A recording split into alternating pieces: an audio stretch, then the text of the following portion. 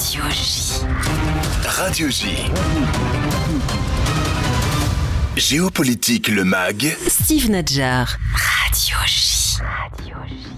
Nous retrouvons à présent Léa Landman comme chaque jeudi dans Géopolitique le MAG. Bonsoir Léa. Bonsoir Steve. Et merci d'être avec nous. Vous êtes spécialiste de géopolitique, passé notamment par l'Institut Reichmann à Tel Aviv et par Sciences Po Paris. Et vous êtes intéressé cette semaine Léa à une question particulièrement délicate et difficile à résoudre. Oui, alors ma question c'est pourquoi les pays arabes qui ont établi des relations avec Israël, soit par un accord de paix comme l'Égypte et la Jordanie, soit par les accords de normalisation, donc les accords d'Abraham, pourquoi en fait personne n'a coupé les liens avec Israël ?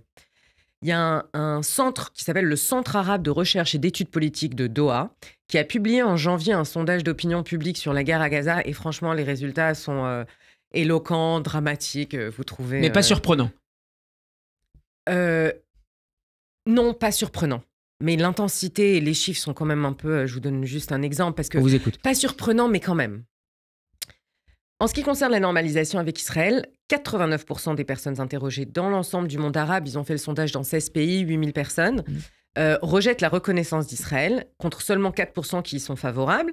En Arabie Saoudite, le rejet est passé de 38% en 2022 à 68%, et au Maroc, de 67% à 78%. Donc le Maroc, c'est quand même... c'est intéressant. Ce qui étonnera peut-être nos auditeurs. Oui, exactement. Alors, ce fossé entre l'opinion publique et le leadership arabe, donc on l'a dit, il est saisissant parce que d'un côté, on a un public qui est majoritairement anti-israélien, mais profondément anti-israélien, et de l'autre, on a quand même un leadership qui assume pleinement ses relations avec Israël. Un exemple, Léa ? Alors, un exemple, Ali Rachid Al-Noemi, qui est le président de la Commission de la Défense, de l'Intérieur et des Affaires étrangères du Conseil fédéral des Émirats arabes unis, a affirmé que la normalisation des relations avec Israël était là pour durer, qualifiant les accords d'Abraham de voie à suivre pour la paix et la prospérité au Moyen-Orient. Et de leur côté, les Égyptiens qui ont affirmé que l'accord de paix et la coopération avec Israël étaient solides. Alors, c'est vrai qu'on a certains pays comme la Jordanie, le Bahreïn ou la Turquie qui ont pris des mesures symboliques, comme le rappel de leur ambassadeur ou la suspension de certains liens économiques. L'Arabie saoudite a également gelé, mais pas annulé, les pourparlers de normalisation avec Israël. Bon, toutefois, ces gestes n'ont pas été suivis de mesures diplomatiques plus significatives, d'ailleurs au grand désespoir des Palestiniens et de la rue arabe, en fait. Parce que l'Arabie saoudite, elle mène une campagne internationale pour un cessez-le-feu immédiat, très vocale sur le sujet, mais elle a quand même confirmé que la normalisation des relations avec Israël resterait à l'ordre du jour après le conflit. Ce qui a été confirmé de son côté par le secrétaire d'État américain Anthony Blinken il y a quelques jours. Exactement. Donc tous, en revanche, insistent bien plus qu'avant sur la nécessité de trouver une solution à deux États et donc en fait de créer un État palestinien. Ça va plus passer. C'est-à-dire si dans les accords d'Abraham, la question palestinienne était quand même vraiment en bas de page, là ça va être le centre du sujet. Pourtant, la majorité des intellectuels, des médias et du public arabe souhaiteraient que leurs dirigeants prennent des mesures plus fermes à l'égard d'Israël.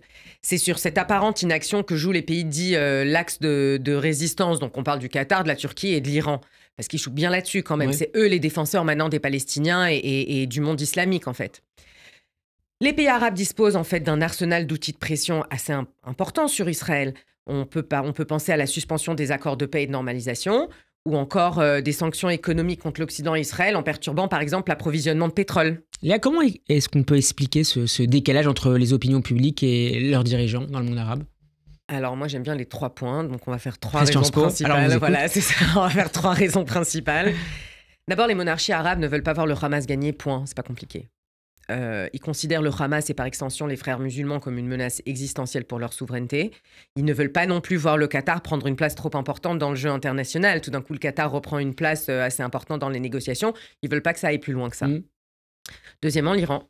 Donc, malgré un renouveau diplomatique des pays arabes avec l'Iran qu'on a pu voir maintenant ces derniers mois, la République islamique reste quand même la puissance menaçante pour les pays du Golfe et la majorité des pays arabes.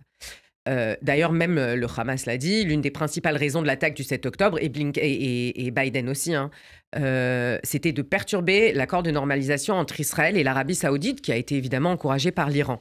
La perturbation, pas les accords. Et troisièmement, c'est leur vision future qui est basée sur la stabilité régionale. Israël est essentiel à cette stabilité. En ce qui concerne l'Égypte et la Jordanie, les intérêts économiques et sécuritaires avec Israël sont trop importants. On peut même parler de dépendance. Le pragmatisme a pris le pas sur l'idéologie. En fait, le manque de choix, vraiment. Oui, on peut appeler ça pragmatisme, mais en fait, ils n'ont pas le choix. La Jordanie, entre le gaz et l'eau, l'Égypte, le côté sécuritaire, et puis surtout, c'est des pays pauvres. Ils n'ont pas besoin d'être en état de guerre maintenant. Ça va pas, ils ne peuvent pas gérer, en fait, en interne. Donc, ils préfèrent gérer les tensions que de devoir annuler ces accords de paix. Enfin, ils n'ont aucun intérêt à annuler, en fait, ces accords de paix. C'est le cas aussi pour les autres pays des accords d'Abraham, mais avec les États-Unis, les intérêts économiques et sécuritaires. Oui. Ils n'ont aucune intention de les compromettre. Par exemple, l'Arabie saoudite, le Graal donc, pour Israël, en ce qui concerne Israël, c'est l'accord de normalisation qui devrait inclure, de ce qui se dit quand même, un pacte de défense entre Washington et Riyad, donc contre l'Iran, et une coopération dans le domaine du nucléaire civil. C'est un game changer pour la région, et surtout par rapport à l'Iran. La vision 2030 de l'Arabie saoudite, tous les pays du Golfe ont fait une sorte de plan stratégique. Ils ont appelé ça 2030, ça a été updaté pour 2035. Le début du post-pétrole, de l'ère post-pétrole. C'est l'ère post-pétrole. L'Arabie saoudite, par exemple, dépend complètement de cette stabilité. La stabilité, ça fait vraiment partie de cette vision, de comment on réforme en fait le royaume. Le développement social et économique, c'est fondamental. Ils ne vont pas repartir en arrière, certainement pas pour les Palestiniens. Donc, l'Arabie saoudite laisse la porte ouverte, un peu tous les pays, finalement, tous les pays arabes des accords d'Abraham et potentiellement plus. Même si après la guerre, Israël doit quand même s'attendre à ce que le volet palestinien prenne plus de place dans les négociations qu'avant l'attaque du Hamas.